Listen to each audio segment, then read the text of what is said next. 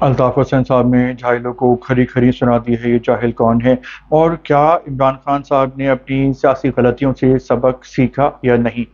ان دو points پہ vlog میں بات کریں گے جی۔ السلام علیکم، میرا نام خرم فہد ہے۔ سب سے پہلے نمبر پہ بات کرتے ہیں الطاف حسین صاحب کے بیان کی۔ انہوں نے یہ کہا ہے کہ پاکستان اسلام کے نام پہ بنایا گیا اور اسلام کے نام پہ ہی تباہ کیا جا رہا ہے۔ یہ بات کیوں کی؟ یہ بات ریلیٹڈ ہے لاہور میں اچرا بازار میں ہونے والے واقعے کی۔ یہ خاتون شاپنگ کر رہی تھیں اور انہوں نے کرتا پہنا ہوا تھا جس میں عربک کیلیگرافی میں حلوہ لکھا ہوا تھا۔ حلوے کے معنی عربی میں ہوتے ہیں خوبصورت، حسین اور میٹھے کے۔ تو وحشی جنونیوں نے سمجھ لیا کہ قرآن پاک کی بے حرمتی کی گئی ہے اور آیتیں لکھی گئی ہیں، اور انہوں نے اس خاتون کو جان سے مارنے کی کوشش کی۔ قسمت اچھی تھی کہ خاتون نے دکان میں چھپ کے جان بچائی۔ دکاندار نے پولیس کو بلا لیا اور اے ایس پی شہربانو آ گئیں۔ انہوں نے مجمع کو بتایا کہ ایسی کوئی بات نہیں ہے اور انہوں نے خاتون کی جان بچا لی، کمال کر دیا۔ ورنہ اس سے پہلے ہم نے دیکھا ہے کہ کئی واقعات ہوئے ہیں۔ ثانیہ سیالکوٹ ہوا، جوزف کالونی والا واقعہ ہوا، اور سری لنکن مینیجر کو بھی مارا گیا، اور اس میں جو ایف آئی آر کرتی ہے وہ نامعلوم افراد کے خلاف کرتی ہے اور وہ بچ جاتے ہیں۔ تو یہاں بھی ایسا ہی ہوتا، ایک اور جان چلی جاتی۔ پھر مولوی صاحب آ گئے، انہوں نے خاتون کے لباس کا معائنہ کیا اور بول دیا کہ خاتون کی تو کوئی غلطی نہیں ہے اور اس پہ تو حلوہ لکھا ہوا ہے جو کہ کوئی بھی جرم نہیں ہے، گناہ نہیں ہے۔ لیکن اس کے باوجود انہوں نے خاتون سے معافی منگوائی، تو خاتون کا تو کوئی قصور ہی نہیں ہے، تو معافی آپ نے کس بات کی منگوائی؟ یہاں پہ ایک پوائنٹ بنتا ہے کہ معافی تو ان جاہلوں سے منگوانی چاہیے تھی کہ جنہوں نے خاتون کی جان لینے کی کوشش کی۔ صرف معافی نہیں بلکہ ان لوگوں کو قانون کے مطابق سزا دینی چاہیے، تاکہ جو اس قسم کے دوسرے جاہلین پاکستان میں بکھرے ہوئے ہیں وہ ڈریں، خوف کھائیں اور اس قسم کے جو حرکتوں سے بچیں۔ لیکن ہوا الٹا۔ اب خاتون کی نفسیات پہ دیکھیں کتنا برا اثر پڑے گا، اور جو خبر بنے گی انٹرنیشنل میڈیا میں جو بنی ہے وہ کتنی بری ہے کہ پاکستان میں کتنے انتہا پسند جنونی رہتے ہیں۔ حالانکہ پاکستان بنایا گیا تھا اسلام کے نام پہ، 96% یہاں پہ مسلمان ہیں، لیکن دیکھیں کہ ایک مسلمان خاتون کو ہی اپنے یہاں پہ جان کے لالے پڑے ہوئے ہیں، تو باقی دوسرے لوگوں کا کیا حال ہوگا اور کتنا برا حال ہوگا۔ جو اصل اسلام ہے وہ تو یہاں پہ عمل نہیں کیا جاتا، اور اسلام کے نام پہ اپنے آپ کو مسلمان بننے کے لیے کیسی اونچی حرکتیں کی جاتی ہیں۔ اس کے علاوہ جو دیکھیں کہ کتنا افسوس کی بات ہے کس طرح کا واقعہ ہوا ہے۔ اسی طرح ایک مثال ہے ڈھاکہ کی، یہ بات ہے کہ ڈھاکہ کی دیواروں پہ لوگ سوسو کر دیا کرتے تھے، یعنی لوگ ڈھاکہ کی دیواروں کو واش روم کے طور پہ استعمال کرتے تھے۔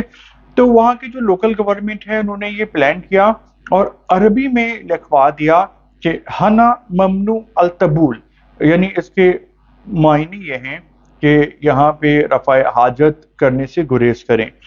تو لوگوں نے عربی کو دیکھا اور عربی کو قرآن پاک سمجھ کے چومنا شروع کر دیا، اور وہاں پہ جو سوسو ہے کرنے سے باز آ گئے اور وہاں سے احترام سے گزرنے لگے۔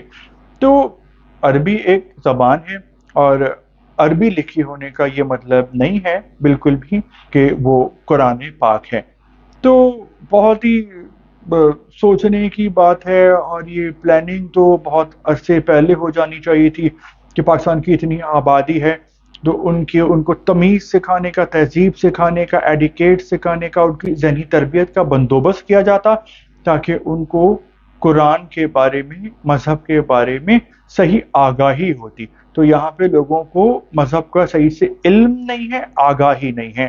تو یہ جو ہے یہاں کا سب سے بڑا مسئلہ ہے۔ حالانکہ ہم دیکھتے ہیں کہ قرآن پاک پاکستان کے تقریباً ہر گھر میں موجود ہوتا ہے، اور ہر تقریباً بچے کو مدرسے کی کسی نہ کسی لیول پہ تعلیم دی جاتی ہے۔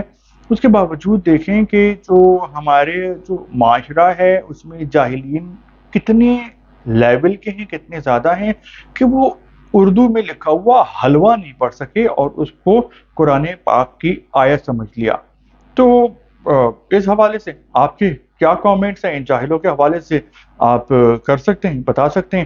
اس کے علاوہ ایک اور جو پوائنٹ ہے عمران خان صاحب کے حوالے سے کہ کیا انہوں نے اپنی سیاسی غلطیوں سے سبق سیکھا؟ انہوں نے سیاسی غلطیوں سے سبق نہیں سیکھا اور اس کا نقصان ان کو فیوچر میں ہونے والا ہے کیونکہ ان کی سختیاں کم نہیں ہوں گی۔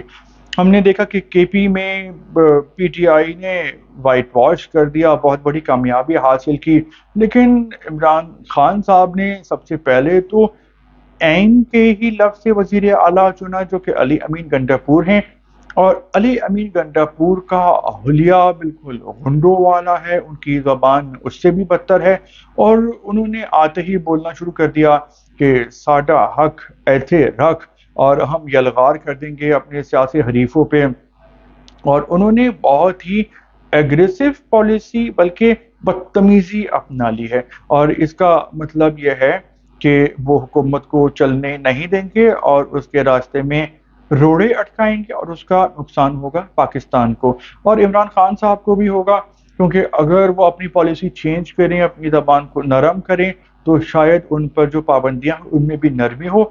اگر وہ اسی طرح کی پلاننگ کرتے رہے، اور دیکھیں یہ کرکٹ کا میچ نہیں، ایک سیاست ہے، اور اگر آپ ریاست سے پنگا لیں گے اور ریاست کے خلاف بولیں گے تو ریاست پاکستان میں سب سے مضبوط ہے، تو اس سے آپ ٹکر لے کے جیت نہیں سکتے۔ تو اس کا نقصان ہم فیوچر میں دیکھیں گے کہ خان صاحب پہ پابندیوں میں مزید اضافہ ہوگا، مزید کیسز کے فیصلے آئیں گے، مزید سزائیں ہوں گی۔